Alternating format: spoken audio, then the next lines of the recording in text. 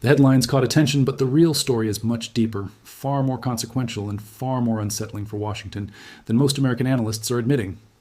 The 2025 U.S.-Canada trade war began on February 1st, 2025, when President Donald Trump imposed sweeping tariffs on Canadian goods, 25% on most imports and 10% on Canadian energy products. Canada quickly responded with retaliatory tariffs on $30 billion of U.S. goods, escalating to $155 billion over the next 3 weeks. That marked the opening salvo. What Mark Carney has done since then tells a different story entirely, one that has left the Pentagon, defense contractors, and the White House in an unexpected position. To understand the $8 billion figure in the headlines, it is necessary to see the broader framework that Canada is dismantling. This is not a single deal. It is a deliberate strategic unwinding of American dependency taking place across defense procurement, technology contracts, energy frameworks, and trade architecture, executed with the precision of a former governor of the Bank of England who understands leverage better than nearly anyone in public office. Canada is reconsidering a multi-billion-dollar defense deal with the United States. Canadian Defense Minister Bill Blair confirmed the government is exploring alternatives to the American-made F-35 stealth fighter and intends to speak with other aircraft manufacturers. These statements came hours after Blair was reappointed as defense minister by Prime Minister Mark Carney. On the surface, this appears as political posturing, but the dollar implications are significant. Canada initially agreed in 2022 to purchase 88 F-35A advanced fighter jets from U.S. manufacturer Lockheed Martin, committing first to 16 deliverable jets. By 2025, an initial audit revealed the program cost had risen to $27.7 billion, up from the original $19 billion. That contract has already grown considerably, and Canada is openly evaluating whether to continue. Canadian Defense Minister David McGuinty confirmed that the review of the 88 F-35A fifth-generation fighter acquisition is ongoing with no set timeline for a final decision. Procurement from non-U.S. sources is also under consideration. The review is expected to conclude around September 2025, but has extended, reflecting public and political support for reducing U.S. reliance in Canada's defense. Strategically, Ottawa is legally bound only to the first 16 F-35As, and Canada has already invested billions in infrastructure, training, sustainment, preparations, and program participation for those jets. They are effectively locked in. The remaining 72 aircraft, however, have no signed production contract and remain available for cancellation, reduction, or substitution. Payments in 2026 for long lead components for 14 F-35s preserve production slots and procurement flexibility, but do not commit Canada to complete the original 88 jets. The remaining 72 aircraft, worth tens of billions of dollars, remain negotiable, and Carney is fully aware of that leverage. Canada has entered negotiations with Saab to purchase its GlobalEye airborne early warning aircraft. Prime Minister Mark Carney announced the plan at the opening of the annual arms trade show in Ottawa. The Swedish radar planes are intended as a core capability for the Canadian Armed Forces to monitor and deter threats across the Arctic. Saab included this surveillance aircraft in its bid alongside Griffin fighter jets, promising technology transfer, so both aircraft could be manufactured locally. Carney did not clarify whether Canada will limit its F-35 purchases and proceed with the Griffin. By selecting a non-U.S. supplier, Canada is acting on its commitment to reduce spending on American military hardware. Other contenders for the surveillance aircraft contract included the Ares X by L3Harris and the E-7 Wedgetail by Boeing, the latter reportedly favored by the Canadian military.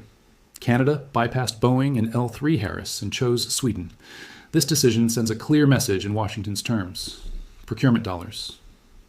In 2025, Canada launched a major defense spending initiative, committing 180 billion Canadian dollars over 10 years for defense procurement, plus 290 billion Canadian dollars for defense and security-related infrastructure. Acquisitions of self-propelled howitzers, submarines, armored vehicles, and fighter jets are part of this initiative. Carney is redirecting this pipeline away from American contractors. Every billion spent on Saab, European manufacturers, or Canadian industry is a billion not flowing to Lockheed Martin, Boeing, or L3Harris. The program is expected to support 3,000 jobs in the Canadian aerospace and defense sector. The benefits extend well beyond defense procurement. Opportunities are being created across skilled trades, engineering, and computing, opening what the government describes as major prospects for Canadian workers. No less than 1/3 of the projected GlobalEye fleet will be produced in Canada during the next 15 years. That translates into at least 40 aircraft, including Allied orders, assembled by Canadian workers. At the center of the GlobalEye platform is the Canadian-built Bombardier Global 6500 aircraft, a modern jet adapted into an advanced surveillance system. This is where Mark Carney is taking a different approach. Rather than simply ending American contracts, he is replacing them with Canadian industrial production. The objective is to create manufacturing employment at home, strengthen sovereign capabilities, and reduce the dependence that left Canada exposed to economic pressure. Another dimension emerged with Starlink, bringing additional political tension. The Canadian province of Ontario terminated a 100 million Canadian dollar contract for satellite-based high-speed internet services with Elon Musk's company Starlink. The move followed a pledge from the provincial premier to sever ties in response to U.S. tariffs imposed on Canada, Ontario Energy and Mines. Minister Stephen Lex confirmed the cancellation.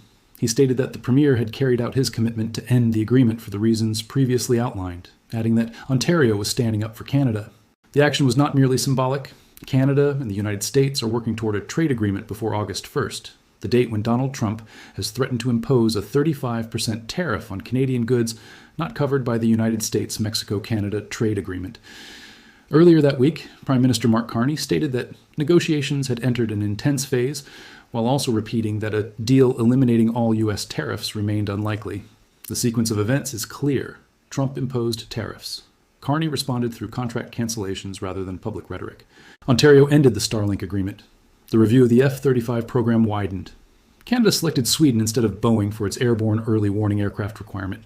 At the same time, Carney continued arguing diplomatically that Canada remains a strong ally deserving equal treatment. He rejected suggestions that Canada had failed to meet defense responsibilities. In 2025, Canada committed more than $80 billion in additional military spending over the following 5 years and surpassed NATO's target of spending 2% of gross domestic product on defense. It marked the first occasion since the fall of the Berlin Wall that Canada achieved its NATO defense spending benchmark. The Prime Minister declared that Canada was taking action and that everything had changed. For Carney, those words carried significant weight. As a former central banker who spent decades studying economic systems, his statement reflected structural change rather than emotion. In a 10-minute video address, Carney indicated that Canada was pursuing new investments and trade agreements with other countries, following the impact of trade tariffs imposed by President Donald Trump. He stated that the United States had changed, and Canada must respond. According to Carney, relations between Washington and Ottawa have worsened since Trump's return to office in January 2025. The president has repeatedly suggested Canada should become the 51st state, while the White House has introduced multiple tariffs. Carney has pledged to double Canadian exports to other markets over the next decade. During the previous year, he also signed more than 20 economic and security agreements, including deals with China, while continuing negotiations toward an arrangement with India. Even so, nearly 70% of Canadian exports still go to the United States. That figure remains a major concern. A reliance of 70% represents a structural vulnerability that cannot be eliminated quickly through agreements with Sweden, India, or other partners. That reality explains why negotiations surrounding the USMCA are so important. While Carney was in New York, U.S. officials announced formal USMCA renegotiation dates with Mexico, while no negotiations had yet been scheduled with Canada. Canada has continued pursuing stronger commercial relationships with countries outside North America as part of a deliberate effort to lessen dependence on the U.S. market amid increasing tariffs. Carney, who served twice as a central banker, described Canadian aluminum exports to the United States as the energy equivalent of 10 Hoover dams. He argued that duplicating such capacity domestically made little practical sense. He also stated that the North American market remained the strongest and most durable way to compete against intense global competition. Axios noted that the USMCA has protected the United States from some of the harshest consequences of its own trade policies. However, growing tensions between Canada and the United States increase the possibility that this buffer could disappear. Attention has also turned toward the Pentagon's response, an aspect that has received limited coverage in the United States. The planned purchase of 88 F-35 fighter aircraft, originally projected to cost $19 billion, remains under review by order of Prime Minister Mark Carney. The review comes amid U.S. threats regarding annexation as the 51st state and the continuing trade dispute. The review process began in the spring and was expected to conclude during the summer, but it remains ongoing. A decision is anticipated soon. Lockheed Martin stated that the first Canadian aircraft is currently progressing through its production line, and that the company remains on schedule to deliver the first aircraft this year. Christian Liebrecht, a defense and national security expert and professor at the Royal Military College, argued that the White House is calling Prime Minister Carney's bluff at Davos, referencing his speech at the 2026 World Economic Forum, where he indicated a shift toward diversifying suppliers away from the United States. Liebrecht described it as a warning shot. The U.S. administration has been closely observing the Prime Minister's defense actions and concluded that there is too much discussion and too little concrete follow-through. He noted that Carney's cautious approach to the full F-35 contract and the absence of a clear path for Canada to reach 3.5% of GDP for NATO spending targets reinforced the U.S. perception that Canada is not fully committed. The counterpoint, however, is critical. The Pentagon's suspension of the Joint Canada-U.S. Defense Board is simultaneously a tactic to exert pressure and a sign of vulnerability. When Canada chooses Swedish surveillance planes over Boeing, it is not a diplomatic victory for Washington. It represents a strategic setback that will compound over time. The defense-industrial relationship between Canada and the United States has underpinned continental security since 1940. Disrupt it, and the loss goes beyond a contract. It affects decades of interoperability, joint doctrine, shared infrastructure, and strategic trust. Relations between Ottawa and Washington sharply declined, following the imposition of 25% tariffs on Canadian goods, threats of 50% tariffs on Canadian aircraft, and the cancellation of bombardier certification in the United States. By reducing exposure to U.S. economic and political leverage while increasing domestic industrial involvement, Canada's mixed fleet strategy allows replacement of the CF-18 fleet while accelerating the diversification of defense partnerships. A major signal came on May 27, 2026, when Prime Minister Mark Carney confirmed that Canada had entered negotiations with Saab for 5 to 6 GlobalEye airborne early warning and control aircraft valued at over 5 billion Canadian dollars. This competition eliminated Boeing's E-7 Wedgetail and L-3 Harris's Ares proposals, despite both offering established American-linked solutions. This procurement set a precedent, and that precedent is what should concern Washington most.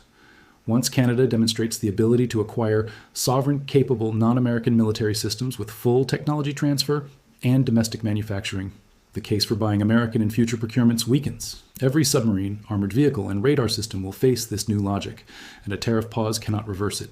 The Canadian government continues to look for opportunities to cancel existing contracts and retains the right to reject U.S. company bids outright due to President Trump's tariffs. Provincial governments are reviewing procurement policies to avoid purchases from U.S. companies where possible. This approach is now embedded across federal, provincial, and departmental levels. The decades-long Canada-U.S. procurement reflex is being dismantled and replaced with a Canadian or allied framework that will outlast the current trade war. The $8 billion deal highlighted in headlines is striking, but it understates the actual strategic shift underway. What Carney is implementing is not merely a reaction to Trump. It is a deliberate, sequenced, economically informed decoupling. Canada's defense industrial base, energy frameworks, trade architecture, and procurement approach are moving from a single point of dependency to a broader distributed network of partnerships. Carney is executing this calmly, methodically, and with the credibility of someone experienced in financial crises. Trump expected Canada to capitulate.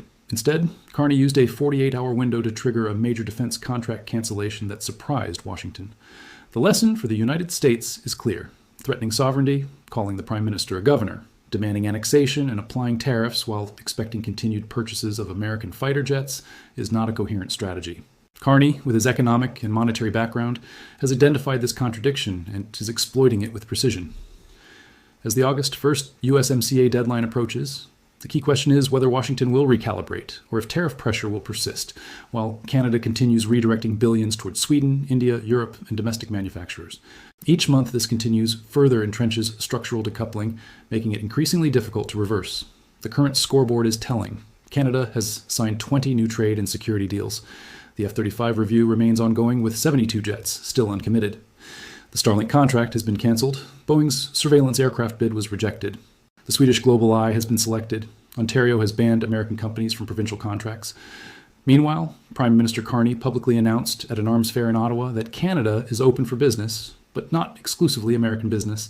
This is not a country that has folded. It is a country that has adapted, and Washington would be wise to take that seriously. Please leave your thoughts about this content in the comments below. Thanks for watching. See you in the next one.